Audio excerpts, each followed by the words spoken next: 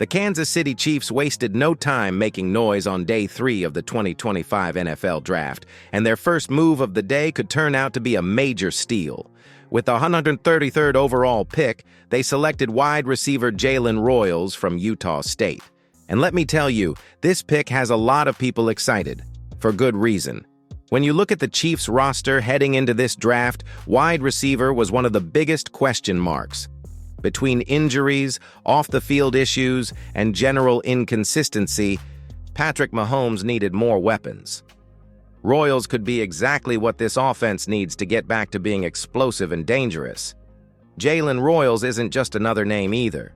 Scouts had him graded as a second or third round talent, and the Chiefs managed to scoop him up in the 4th. That's the kind of value Brett Veach lives for. Royals brings a unique skill set. He's built like a compact powerhouse, kind of a mix between Deebo Samuel's strength and Golden Tate's yards after catch magic. He might not have the rushing upside Deebo does, but as a receiver, he's a real problem for defenses. In 2023, Royals posted over 1,000 receiving yards and 15 touchdowns. Big-time numbers no matter the level of competition.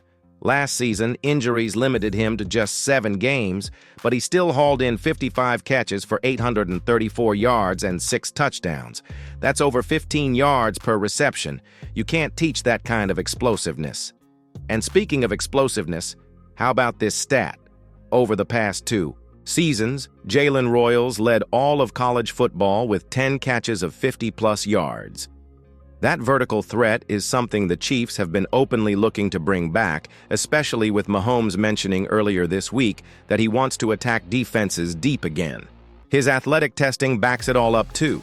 A blazing 4.42-second 40-yard dash, plus quick agility scores in the shuttle and broad jump. Royals isn't just fast, he's fast with the ball in his hands. What do you think? Is Jaylen Royals the deep threat Mahomes has been asking for?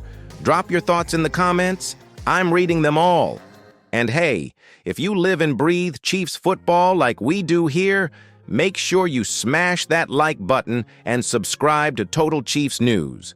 We're just getting started breaking down this draft, and you won't want to miss a second. All right, now that we've talked about the excitement surrounding Royals, let's dig deeper into what he brings to Kansas City and where he still needs to grow. Stick around.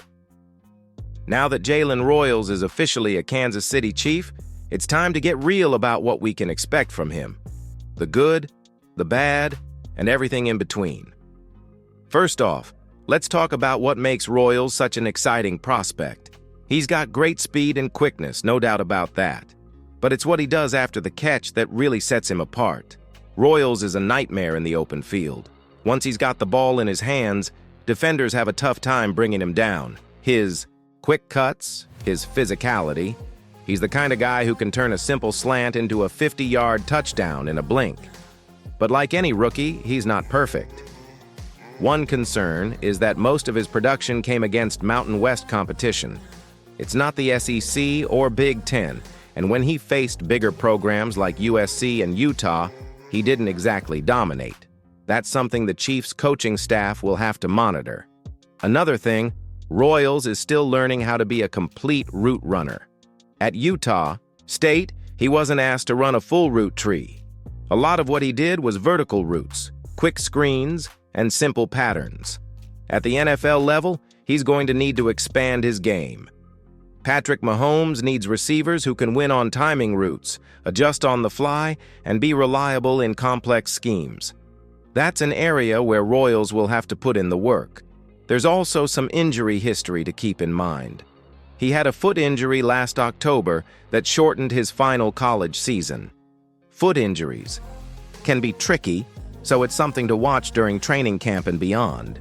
Still, when you look at the overall package, the athleticism, the toughness, the proven big play ability, it's hard not to get excited. Royals tested extremely well at the Combine, and analysts like Dane Brugler believe he has the tools to be a true 3-level threat in the NFL. Brugler even mentioned that Royals could emerge as a solid WR2 within a few seasons. Imagine adding that to an offense that already features Travis Kelce, and Isaiah Pacheco. Let's throw it back to you. How would you grade the Chiefs' pick of Jaylen Royals?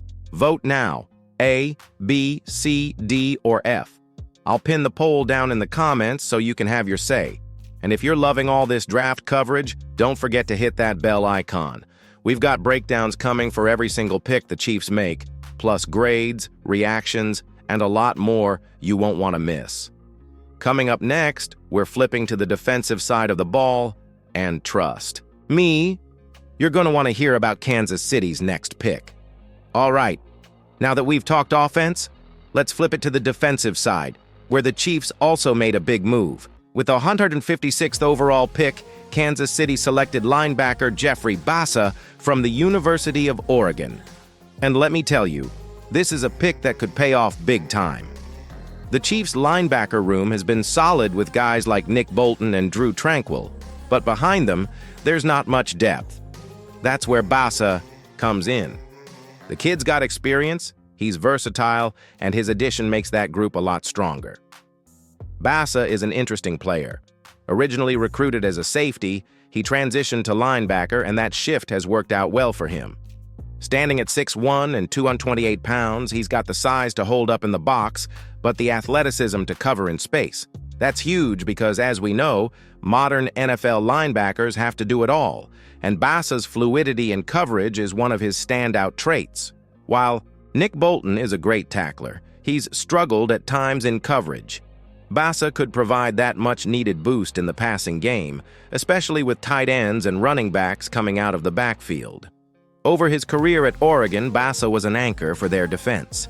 In 2024, he played in all 14 games, recording 54 tackles, 3 tackles for loss, 1.5 sacks, and 2 forced fumbles. His numbers won't blow you away, but his leadership and ability to read plays are what really stood out. He was even a green dot player for Oregon, meaning he wore the helmet radio and made defensive calls on the field, a clear sign that his football IQ is high. One thing that stands out from his scouting report is that Bassa is a really good athlete.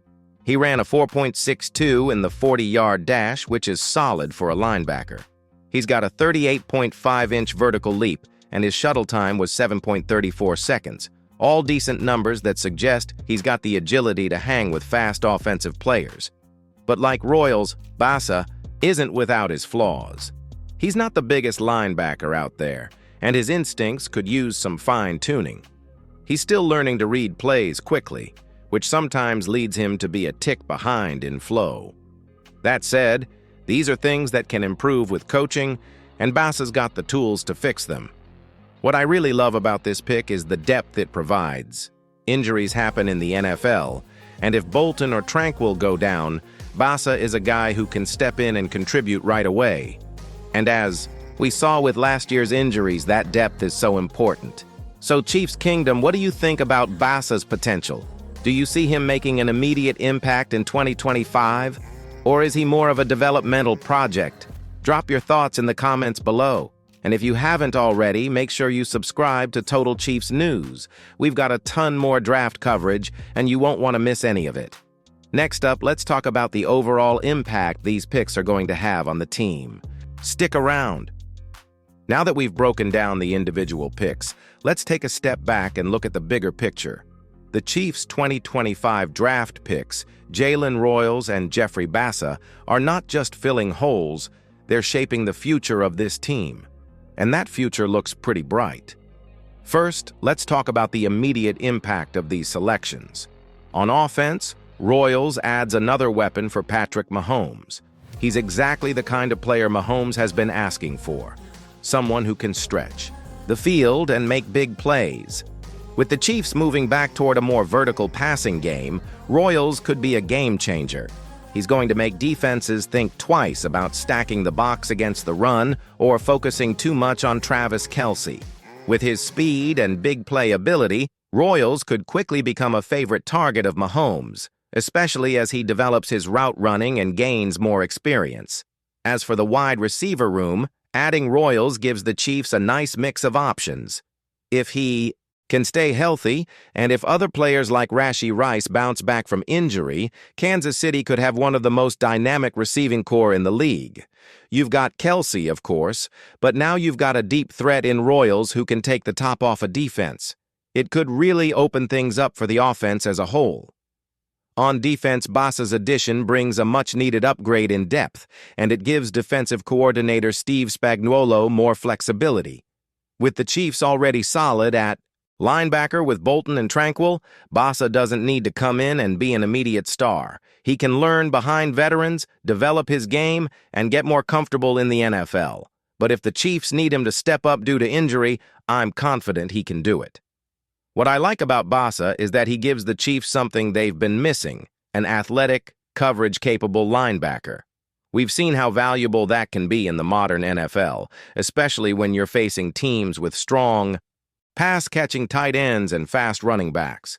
Bassa might not be ready to start Week 1, but he's a perfect developmental piece who could see significant snaps as his game matures. All in all, these picks round out the Chiefs' roster nicely. The offense has more firepower and the defense has more depth. Brett Veach is continuing to build this team with both the short-term and long-term in mind. Now, Chiefs Kingdom, what do you think? Do these two picks make you feel more confident about Kansas City's 2025 season? Or are there other areas of the team you think still need improvement? Let me know in the comments. And if you've enjoyed all the insights so far, make sure to hit that subscribe button and enable notifications. We've got a lot more draft content coming your way, and we're just getting started. Coming up next, we're wrapping things up with a look at the future of this draft class and what it means for the Chiefs moving forward. Stay tuned. As we wrap up this breakdown of the Chiefs' 2025 draft picks, it's clear that Kansas City is on the right track. While Jaylen Royals and Jeffrey Bassa might not be household names yet, they're exactly the type of players that can elevate this team to even greater heights. The 2025 season is going to be a fascinating one, with Royals coming in to beef up the receiving corps and Bassa adding depth to the linebacker room. The Chiefs have solidified two key areas of need.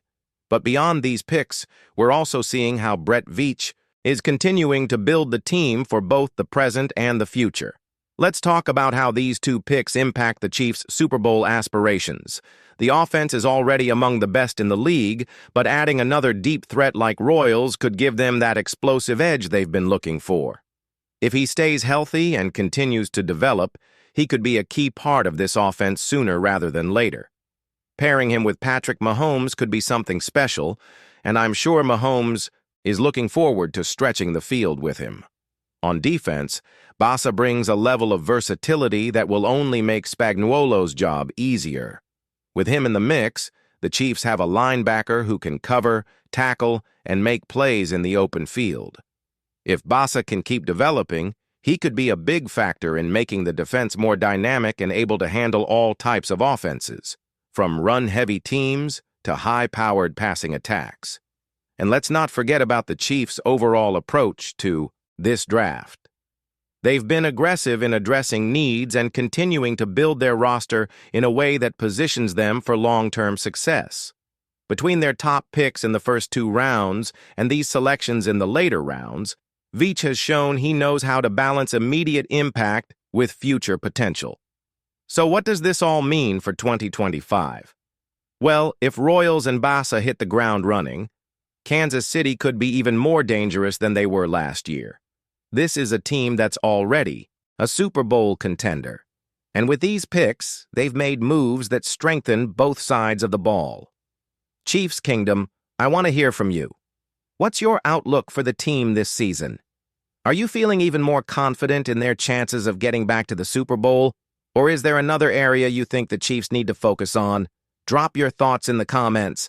And as always, if you haven't already, make sure to subscribe to the Total Chiefs News channel and turn on those notifications. We're just getting started with our draft coverage, and you won't want to miss a single update as the Chiefs continue to build for 2025 and beyond. Thanks for watching, and we'll see you next time right here on Total Chiefs News.